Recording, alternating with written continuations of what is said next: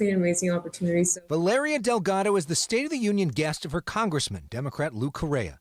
Valeria lives in Orange. She's studying at Chapman University to be a physician's assistant. Her family brought her to America illegally when she was only 2 years old.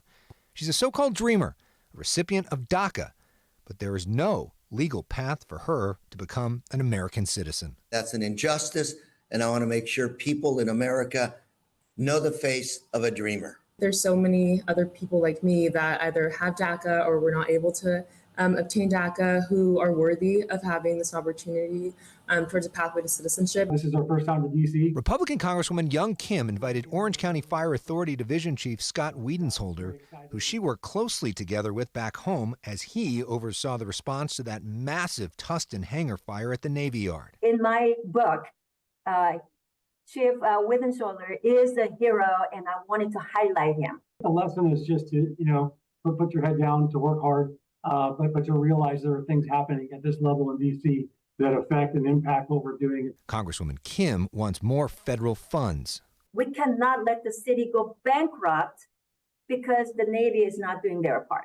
Doctors should not have to go through this. Pasadena Democrat Judy Chu invited Dr. Caitlin Bernard. She is one of only 2 OBGYNs in the entire state of Indiana performing abortions. We are able to provide safe legal abortion for certain exceptions in Indiana, and if I'm not there to do them, who will? Dr. Bernard was criticized by some Indiana lawmakers after providing abortion care to a 10-year-old rape victim.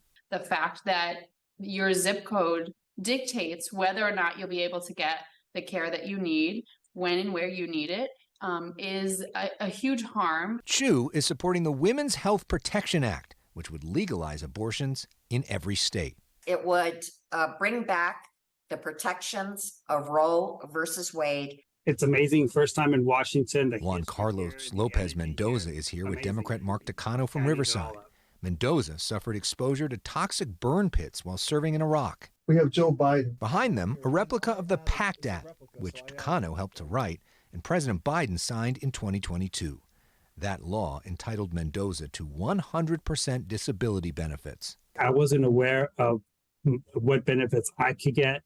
So I'm hoping that by people seeing this, they could, see that they could apply. Vets can apply at va.gov/PACT-ACT. 5 million vets have already been screened, 800,000 of them seeing their cases processed. I am so grateful. I would never be able to thank him enough of what he did for me, my family, and my husband. Most members dream of doing this kind of work and to be able to impact not just one life, but hundreds of thousands, maybe millions of people.